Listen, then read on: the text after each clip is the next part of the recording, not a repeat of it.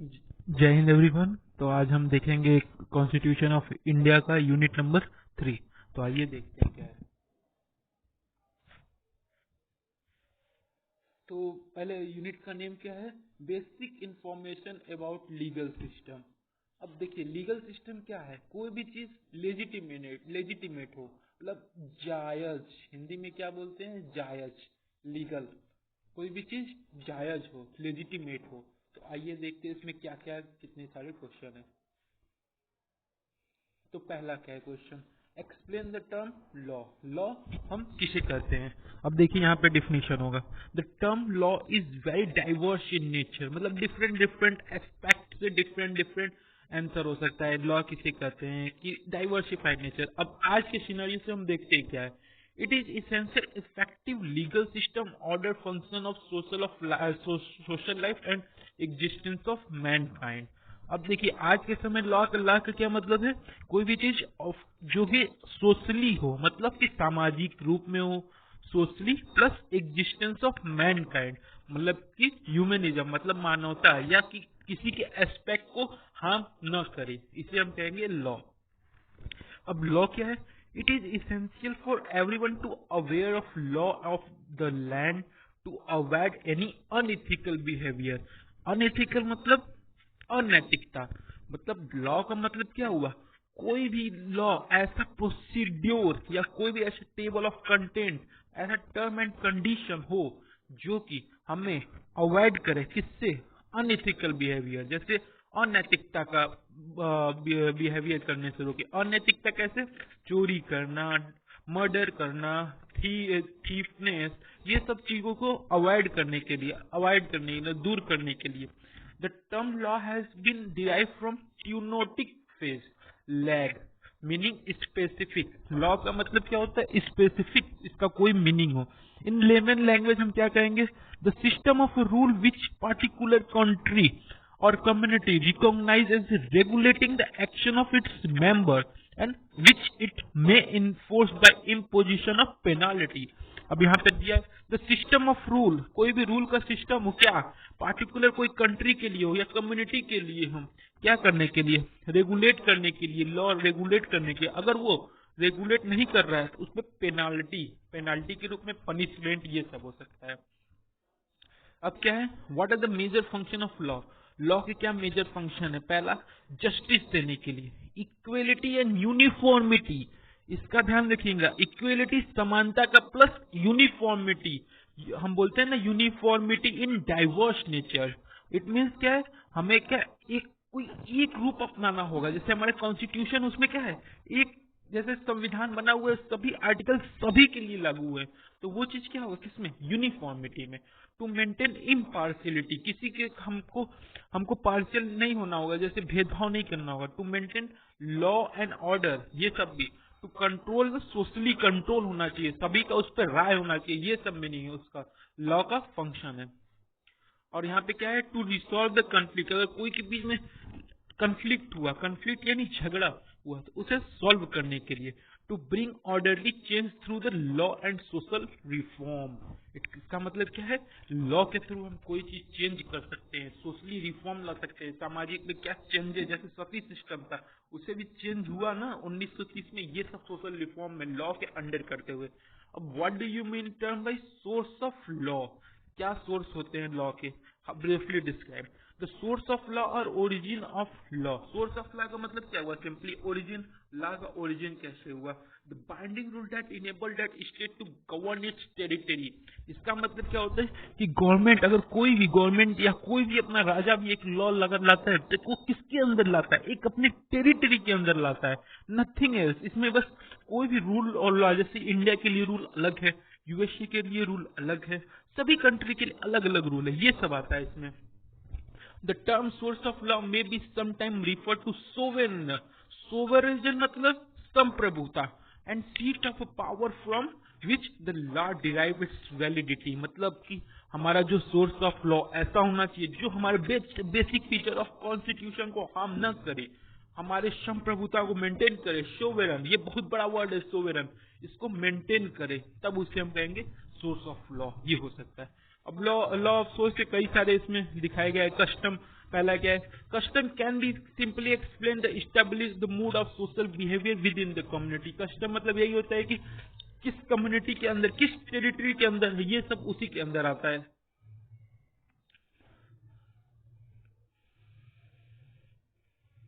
अब आगे देखते हैं क्या। पहला इसका टेस्ट कैसे होता है, एंटीक्विटी, कंटिन्यूअस।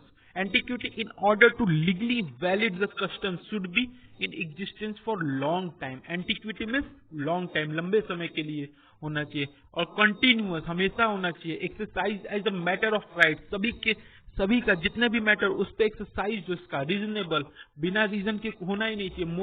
मोरालिटी इथिक्स, ये सब होना चाहिए, विच इज इमोरल और oppose to public policy, valid custom के लिए। अब सेकंड क्या है, पहला कस्टम था, दूसरा जुडिशियल प्रेसिडेंट। जुडिशियल प्रेसिडेंट में क्या होता है, previously decided judgement at the superior court. इसका मतलब क्या है, प्रेसिडेंट मतलब पिछली बार अगर कोई, जैसे कोई पिछला केस है, उस केसेस के आधार पर हम उस केस को जज करेंगे।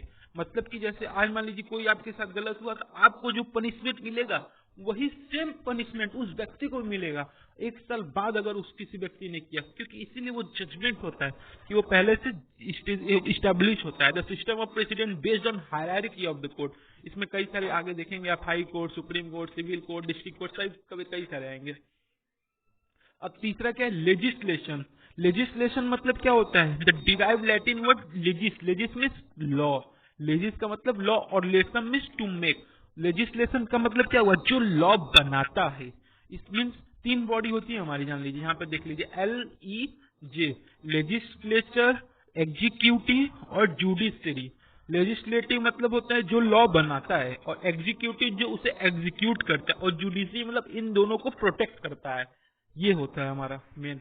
फिर उसके बाद देखिए क्या है, लेजिस्लेचर मतलब वही है जो लॉ बनाता है। अब देखिए यहाँ पे कई सारे, एक सुप्रीम लेजिस्लेचर मतलब सुप्रीम कि उसके नीचे कोई आएगा ही नहीं, पेरेंट लॉ इसे बोलते हैं। इसीलिए originate from the sovereign strength of the nation, जो हमारे नेशन मतलब राष्ट्र के सोवरेन को मेंटेन करे। It can be replaced annually by manage legislation authority, same meaning.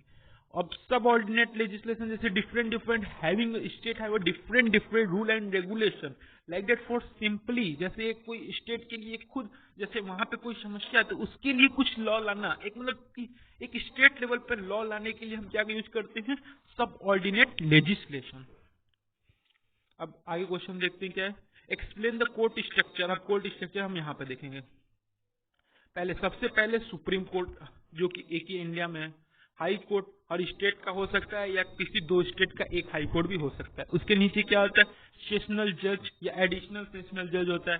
फिर उसके अंदर असिस्टेंट होते हैं, जो इनके असिस्टेंट होते हैं। फिर असिस्टेंट के भी अंदर क्या होते हैं, एक CJM होते हैं, मतलब चीफ जुडिशियल मैनेजमेंट, और एक CMM मेट्रोपॉलिटन सिटी के लिए, जैसे हमारा दिल्ली हो गया, कलकत्ता हो गया, इन लोगों के लिए एक CMM होता है, चीफ मेट्रोपॉलिटन मजिस्ट्रेट। फिर उसके बाद क्या है, देखिए जुडिशियल मजिस्ट्रेट। अब चीफ CJM के अंदर जुडिशियल मजिस्ट्रेट और स्पेशल आते हैं। ये तो क्या था, हायरार्की क्रिमिनल के लिए था। अब देखिए सिविल के लिए क्या है। अब देखिए क्रिमिनल और सिविल में अंतर क्या है। क्रिमिनल का मतलब होता है जो कोई अपराध हो, जैसे मर्डर हो, मैरिज हो, ये सब के लिए। और सिविल का मतलब क्या होता है, जैसे कि आपका, जैसे मैरिज में अगर डाइवोर्स रिलेटेड हो, ये सब से रिलेटेड किस में आएगा, सिविल में आएगा। अब सिविल में भी देखिए हायरार्की है। पहला क्या है, सुप्रीम कोर्ट, फिर उसके नीचे हाई कोर्ट, फिर उसके बाद डिस्ट्रिक्ट कोर्ट या उसके बाद एडिशनल कोर्ट। उसके नीचे क्या 2 क्लासेस आते हैं हमारे, एक सबऑर्डिनेट क्लास जज 1 और दूसरा जज 2। अब इसके अंदर भी क्या होता है, अब जैसे सिविल वाला मैटर है तो इसमें मेट्रोपॉलिटन सिटी, इसमें जैसे दिल्ली या कलकत्ता में कोई भी जैसे मैरिज वाला केस होता है, डाइवोर्स वाला केस होता है, तो ये क्या होता है, ये इसमें एक अलग उसका खुद का मेट्रोपॉलिटन जज होता है, वो होते हैं, वो देखते हैं। अब दूसरा जैसे आप सबसे एक लोएस्ट लेवल पे क्या होता है, म्युनिसिपल कोर्ट होता है, जो सब जज होते हैं, तो ये इनके अंडर आता है। जैसे कोई भी आप देखते हो जैसे तहसील या टाउन एरिया में होता है, अगर कुछ केसेस रिलेटेड इशू होते हैं तो ये इसी के अंदर आते हैं। अब आगे नेक्स्ट क्वेश्चन देखते हैं क्या है। नेक्स्ट क्वेश्चन क्या है, what do you mean by term act of parliament. अब पार्लियामेंट का एक्ट जैसे होता है, जैसे कोई भी लॉ, रूल या रेगुलेशन लाने के लिए पहले हमारा पार्लियामेंट से पास होना बहुत जरूरी होता है। फिर उसके बाद क्या होता है, प्रेसिडेंट से पास होता है, फिर उसके बाद हमारा एग्जीक्यूट होता है। मतलब पार्लियामेंट से बनने से पहले हमारा वो लॉ नहीं होता है, वो एक तरह का बिल होता है, फिर उसके बाद वो बिल से एक्ट बनता है।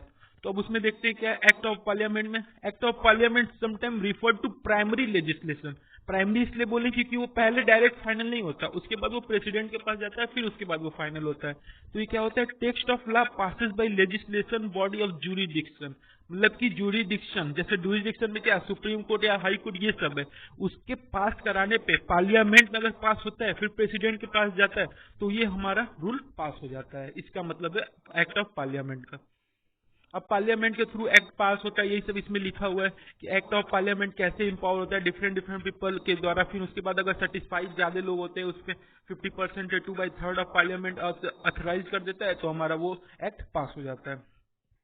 अब यहाँ पे लिखा है how the law enact in parliament, कैसे पार्लियामेंट में लॉ पास होता है।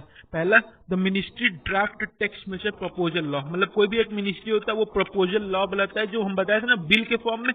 हमारा बिल से क्या होता है, एक्ट बनता है, उससे फाइनल लॉ होता है। और बिल क्या होता है, पहले होता है, which is called be after calling a comment from their ministry and even on a public draft, तब उसके बाद हमारा पास होता है। मतलब सिंपली आप ये जानिए, कोई भी कैबिनेट अगर देखिए कोई भी मिनिस्ट्री ला रहा है, अगर कोई एक्ट ला रहा है, यहाँ पे सिंपल देखते हैं, कोई भी अगर मिनिस्ट्री पहले क्या लाएगा, बिल लाएगा।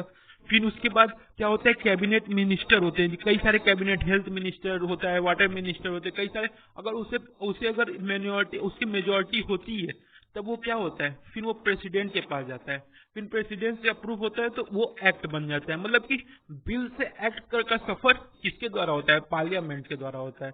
ये हमारा इसी के अंदर यही सब लिखा है कि कैसे स्टैंडिंग कमेटी होता है, उसमें कई सारे सेकेंड रीडिंग, मतलब दोबारा उसमें अगर पास नहीं हुआ तो फिर उनको भेजा जाता है, फिर थर्ड पार्टी उसे पास करती है, थर्ड रीडिंग, फिर उसे प्रेसिडेंट को पास करना ही होता है। यही सब इसमें है। अब उसके बाद क्या है, what do you mean by term common law. अब कॉमन लॉ किसे कहते हैं, how do apply. Common law is a body derive from judicial decision, मतलब कि जुडिशियल डिसीजन के आधार पर ये डिसाइड होता है। द कॉमन लॉ ऑल्सो क्या होता है, एक यूनिवर्सल कंसेंट, मतलब कि अधिक लोगों का इसमें भरोसा या कंसेंट या विश्वास होना चाहिए। Practice of people from time of immemorial. This system क्या है, जूरी प्रूडेंस। जूरी प्रूडेंस मतलब कि ज्यूरिडिक्शन में मतलब होता है, लेकिन ठीक है, मतलब जैसे अब कॉन्स्टिट्यूशन में मेंटेन है। ये कहाँ से ओरिजिनेट हुआ, इंग्लैंड, ये याद रखेगा। 2 नंबर में क्वेश्चन पक्का इसमें पूछ सकता है। Common law is intelligibly unrestricted judgement, वही है common law. Common law India में अप्लीकेबल है, ये क्वेश्चन अगर पूछ दिया। सिस्टम इंक्लूड, क्योंकि हमारा जो इंडिया है क्या है, यूनिफॉर्मिटी इन डाइवर्सिटी। हमारा इंडिया इतना डिफरेंट डिफरेंट रीजन है, कहीं आप देखेंगे कभी साउथ में अलग कोई कल्चर फॉलो हो रहा है, नॉर्थ में अलग हो रहा है, नॉर्थ ईस्ट में अलग हो रहा है, नॉर्थ वेस्ट में अलग हो रहा है, कई जगह different different culture, different different religion, different different having secular. तो इंडिया सेकुलरिज्म को फॉलो करता है, इसलिए हम क्या कर सकते हैं, yes India follow the common law. फिर उसके बाद देखते हैं क्वेश्चन नंबर 8। उसमें क्या है, हाउ द प्रिंसिपल टेकन, क्या जैसे क्या कैसे जज अपना प्रिंसिपल लेगा, अगर रूल को कोई भी बाइंडिंग करना है, उसे मत बनाना है, तो कैसे कैसे जुडिशियल प्रोसीजर होगा। अब उसमें क्या है, जुडिशियल प्रेसिडेंट और decision process which is follow by जज टू टेक अ डिसीजन। मतलब कि कोई भी हमारा अगर कोई भी अप्रूवल होता है, कोई भी डिसीजन होता है, वो लास्ट में फाइनली किसके द्वारा होता है, जज के द्वारा होता है।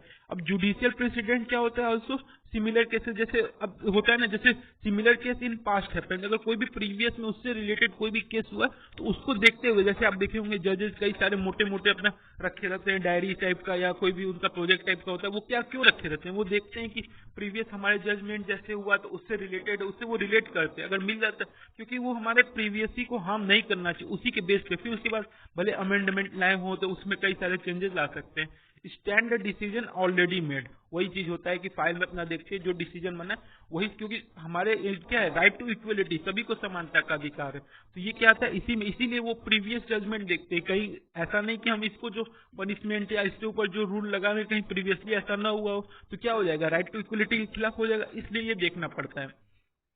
अब देखते हैं जनरल डॉक्ट्राइन क्या है जुडिशियल प्रेसिडेंट के। पहला,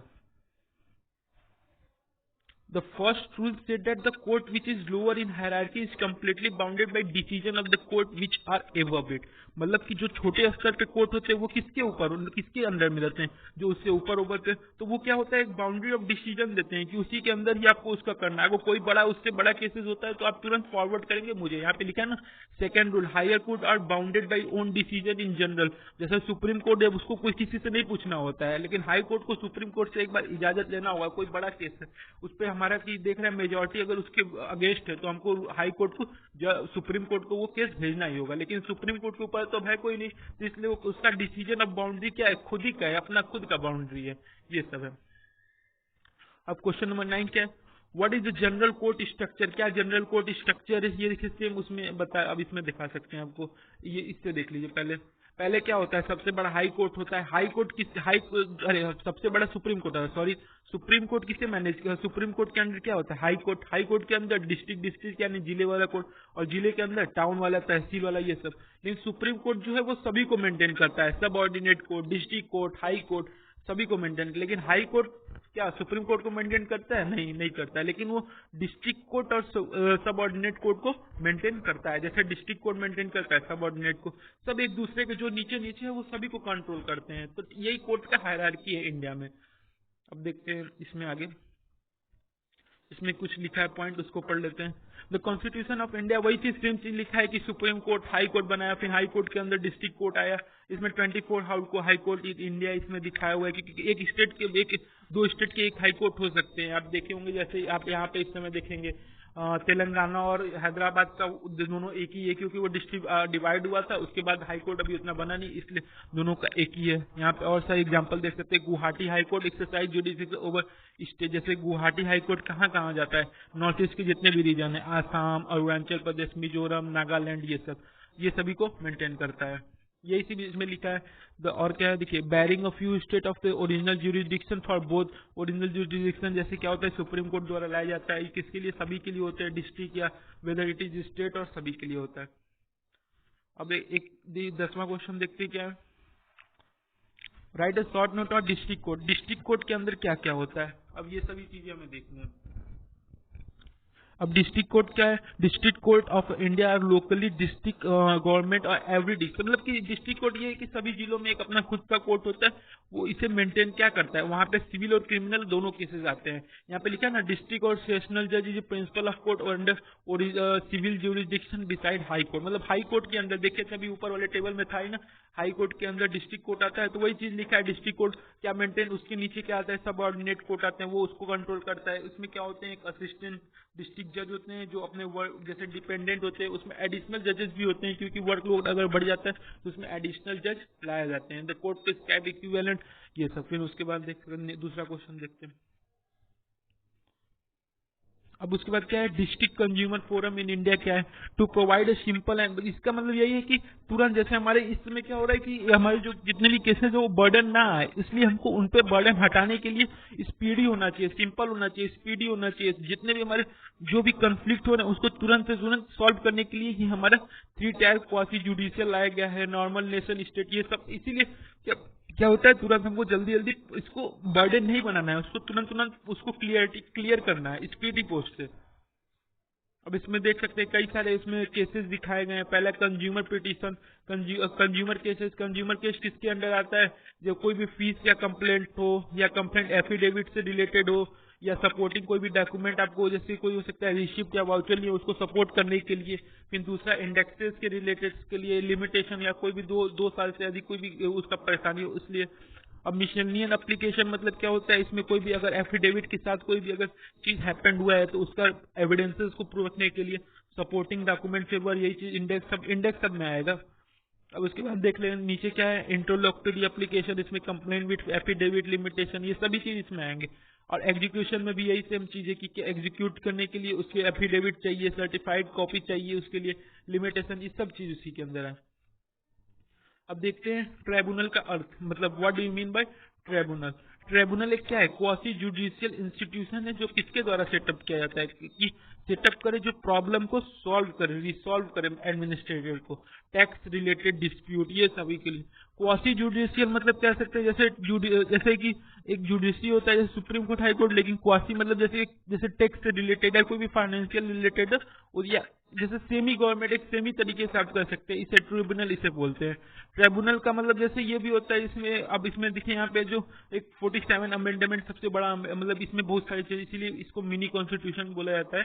तो ये इसका ट्रिब्यूनल का पार्ट नहीं है, क्योंकि tribunal related to only resolving the administrative problem और जो टैक्स रिलेटेड प्रॉब्लम डिस्प्यूट, ये सबको केवल सॉल्व करता है। ये ना कि किसी जैसे 47 अमेंडमेंट में कई सारे चेंजेस लाए गए थे, हमारे प्रियम्बल में ऐड किए गए थे सेकुलर वर्ड, इंटीग्रिटी वर्ड, ये सब चेंजेस ला सकते हैं। अब उसके बाद देखते हैं कि क्या नीड ऑफ ट्राइब्यूनल को क्यों लाया गया। हम देखते हैं overcome situation pendency of the cases, जैसे कोई केस में कोर्ट में पेंडिंग रहता है, उसको सॉल्व नहीं करने में टाइम लगता है, तो ये ट्राइब्यूनल तुरंत कर देता है। लोड हटाने के लिए स्पीड, ये सब सेम एग्जांपल है। अब देखिए यहाँ पे लिखा है हाई कोर्ट पे कुछ मतलब कि वो शॉर्ट नोट बनाइए। हाई कोर्ट क्या होता है, हाईएस्ट जुडिशियल कोर्ट है अंडर द सुप्रीम कोर्ट। ये सेकंड हाईएस्ट इसीलिए लिखा है सुप्रीम कोर्ट के बाद। Currently India have 25 high court, 25। उसके पिछले वाले में आप देखे थे 24, वो की पुराना डेटा था। और इसमें स्टैब्लिश एंड डिफरेंट। अब देखिए हाई कोर्ट के पास कितने जुरिडिक्शन होते हैं। जुरिडिक्शन एक प्रकार का मतलब ये होता है कि जैसे कि वो क्या क्या कर सकता है, उसके अंदर क्या क्या जुडिशरी, उसके जुडिशरी के पास उसके पास कंट्रोल पावर है। पहला के original power of superintendence, court of record, ये सब है।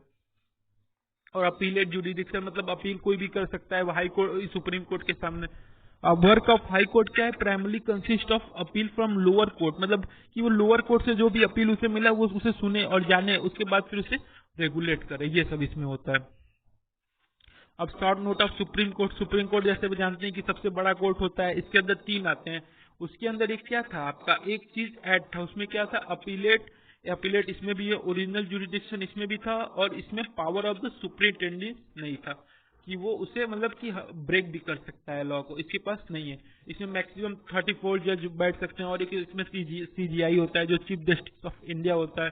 It also heard about the president refer, मतलब प्रेसिडेंट के रिफर पे जैसे सीजीआई कौन बनता है, जो सुप्रीम कोर्ट या हाई कोर्ट में काम किया हो और प्लस उसके बाद आपका प्रेसिडेंट द्वारा वो चुना गया हो, तब उसके अंदर वो एडवाइजरी ले सकते हैं। तो अपने जो प्रीवियस हमारे जो चीफ जज हैं उनसे एडवाइस लेके हम कोई भी सीजीआई या चीफ जस्टिस ऑफ इंडिया बना सकते हैं।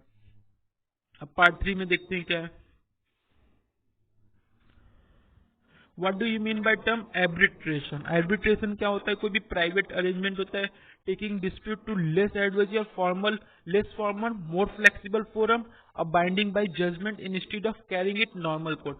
अब देखिए अब्रिएशन का मतलब क्या होता है, जैसे कोई भी प्राइवेट, जैसे प्राइवेट डिस्प्यूट होता है, जैसे प्राइवेट डिस्प्यूट मान लीजिए कोई भी इंडस्ट्रियल से रिलेटेड, उससे रिलेटेड हो, या लेस फॉर्मल, मतलब ज्यादा वो नहीं हो कि कोई भी कॉन्स्टिट्यूशनल वे से ही हो, लेकिन फ्लेक्सिबल है, इसलिए इसके जजमेंट करने के लिए हम एब्रिवेशन यूज करते हैं। Arbitration, arbitration is can also be chosen by parties either by way of agreement. Agreement अगर उसका होता है तो उससे रिलेटेड कोई केस जैसे होता है क्वालिफाई, जैसे एग्रीमेंट करा देते हैं तो उसके अंदर हम चेंजेस लाने के लिए। अब देखिए इसमें 3 होते हैं, एक आर्बिट्रेटर होता है, कॉन्फिडेंशियल होता है और आर्बिट्रेटर अवार्ड होता है। आर्बिट्रेटर कौन होता है, जो कि आर्बिट्रेशन सेलेक्ट करता है, जो क्वालिफाइड एक्सपर्ट होता है उससे करते हैं। और जो कॉन्फिडेंशियल मतलब जो डिस्प्यूट को रिजॉल्व करे, डिस्प्यूट को मतलब कि कॉन्फ्लिक्ट या झगड़ा वगड़ा को रिजॉल्व करे, उसे कहेंगे कॉन्फिडेंशियल। और तीसरा क्या है, आर्बिट्री अवार्ड, जिसके अंडर या आर्बिट्रेटर डिसीजन अंडर होता है उसे कहते हैं आर्बिट्री अवार्ड।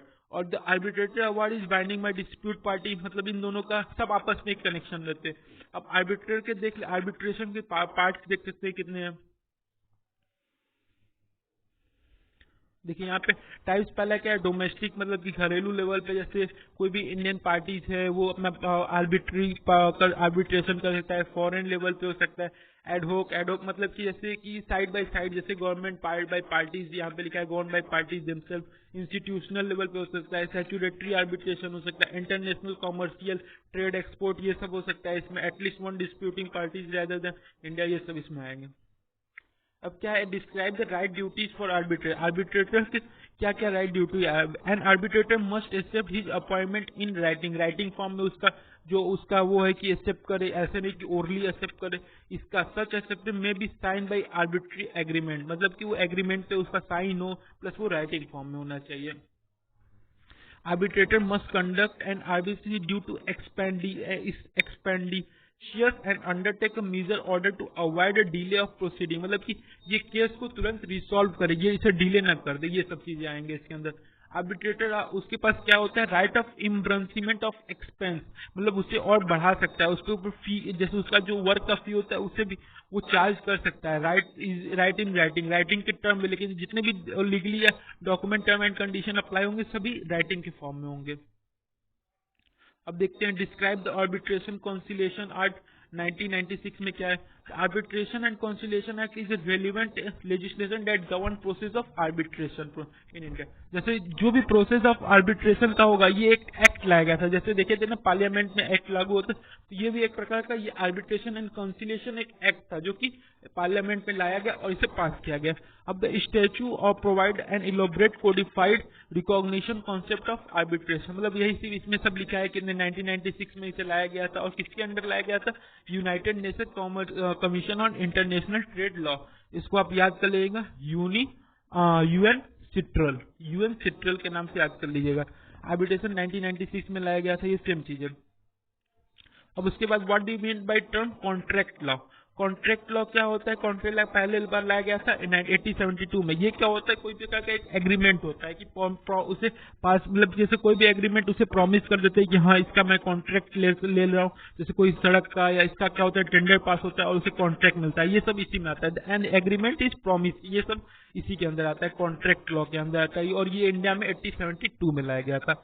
इसमें it is important person to contract should be have intention और mindset to enter in the contract. उसे जो पर्सन ले रहा है उसे हमेशा उसका इंटेंशन और माइंडसेट होना चाहिए, वो उसे पूरा कर देगा, इसी के अंदर आता है। इसमें कई प्रकार के हैं कि ऑफर या प्रपोजल भी किसी को आता है, कॉन्ट्रैक्ट कंसिडरेशन लिया गया है, उसे कैपेसिटी टू कॉन्ट्रैक्ट कंप्लीट करने के लिए, कंसेंट करने के लिए, मतलब उसका भरोसा उस पर है तो तभी उसे पास करे। अनलॉफुल एग्रीमेंट, जैसे कि लॉफुल एग्रीमेंट करना चाहिए हमेशा, क्योंकि अनलॉफुल करने पे क्या होता है, कभी कभी हमें कॉन्ट्रैक्ट ब्रेक हो जाते हैं। ये सब चीजें इसी में। और डिस्चार्ज ऑफ द कॉन्ट्रैक्ट कैसे डिस्चार्ज होगा, कि लैप्स ऑफ टाइम, जैसे डिस्चार्ज होता है, कोई भी कॉन्ट्रैक्ट होता है, कोई भी फिक्स अमाउंट में टाइम होता है, अगर उस टाइम को पूरा नहीं कर पाता तो हमारा टाइम होता है लैप्स कर जाता है। परफॉर्मेंस से डिस्चार्ज होता है, अगर क्वालिटी इंप्रूवमेंट नहीं है तो एग्रीमेंट अगर डिस्चार्ज होता है, जब हमारे कंसेसियस कंप्लीट नहीं है सभी ओवरऑल, तो इसे भी डिस्चार्ज कर सकते हैं। अब डैमेज क्या होता है, जैसे क्या होता है, कभी भी अपना कॉन्ट्रैक्ट लिए लेकिन थर्ड पार्टी क्या करती है, उसमें इन्वॉल्वमेंट उतना नहीं करती है, उसमें करप्शन भी इन्वॉल्व होता है, तो क्या हो जाता है, हमारा डैमेज हो जाता है। जितने भी हमारे देखे होंगे आप, रोड वोड बनते कभी कभी डैमेज हो जाते हैं, वो क्यों बन जाते हैं? क्योंकि उसमें अच्छे से वो मैनिपुलेट नहीं किया जाता है। अब देखते हैं नेक्स्ट क्वेश्चन, टॉर्ट। टॉर्ट का मतलब जानिए, सिंपली कोई भी रॉन्ग एक्टिविटी। यहाँ पे लिखा है ना, tort means wrong. It origin Latin word, जितने भी आप पॉलिटिक्स में देखेंगे अधिकतर लैटिन वर्ड हैं। इसका मतलब ट्विस्टेड या क्रूड, मतलब उसे ट्विस्ट कर दिया गया, बताया कुछ और गया गया और किया कुछ और गया गया। The tort is defined as a civil wrong और रॉन्गफुल एक्टिविटी। ये क्या हो सकता है, इंटेंशनल और एक्सीडेंट, ये सेम चीजें इसमें जितने भी। अब ये तीन प्रकार के देखते हैं। पहला क्या होता है, इंटेंशनल टॉर्ट, मतलब किसी का पर्पज ये होता है कि हम नहीं, हम जैसे कि क्लेम कर, जैसे हम पर्पज क्या होता है कि हम करप्शन करेंगे, जैसे कोई अपना ज्वाइन कर रहे हैं तो करप्शन, कोई का इंटेंशनल, उसका माइंड सेट ही होता है वैसे, उसमें क्या होता है, इंटेंशनल टॉर्ट में आता है। और एक नेग्लिजेंस, मतलब कि आप कॉन्ट्रैक्ट ले लिए तो उसे क्या हुआ, नेग्लेक्ट करने लगे, उसे भूल गए, पैसे तो ले लिए, उसके बाद रॉन्ग डूअर, मतलब कि आपको काम दिया गया था या आप काम को नेग्लेक्ट करते जा रहे हैं, हमेशा नेग्लेक्ट करते हैं, ये क्या नेग्लेक्ट। और स्ट्रिक्ट लिएबिलिटी, स्ट्रिक्ट लिएबिलिटी मतलब कि क्या होता है कि जैसे आप अपने जो भी इंटेंशन आप शुरू में लिए थे, फिर उसके बाद भूल गए, फिर उसके बाद दूसरा काम में आप इन्वॉल्व हो गए, इसमें क्या होता है, कॉल्स इंजरी, ये सब आ जाएगा स्ट्रिक्ट लिएबिलिटी में।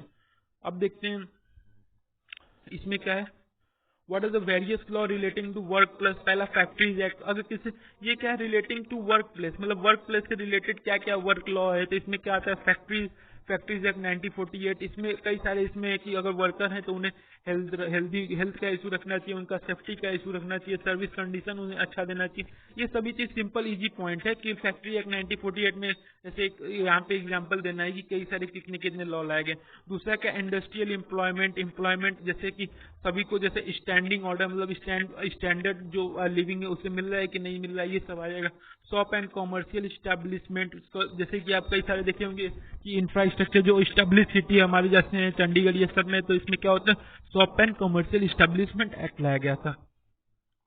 अब जैसे कॉन्ट्रैक्ट लेबर है, इसमें कई सारे लेबर एम्प्लॉयमेंट, वीकली हॉलीडे होना चाहिए सभी के लिए। माइन एक्ट, जैसे माइन पे अगर कोई भी वर्कर काम कर रहा है तो उसका सिक्योर और सेफ्टी रखने के लिए उसके भी रूल एंड रेगुलेशन है। तो ये सभी चीज सिंपल है। एम्प्लॉय कंपनसेशन एक्ट की, जो एम्प्लॉय को प्रोवाइड कर रहे हैं बेनिफिट या फाइनेंशियल कभी प्रोटेक्शन प्रोवाइड हो रहा है कि नहीं, कभी कभी एक्सीडेंट होने पे, ये सभी चीजें उसी में आएंगी। तो गाइज हमने ये unit number 3 constitution of India complete किया। Thank you. If you like this video, please like, subscribe and share. Jai Hind.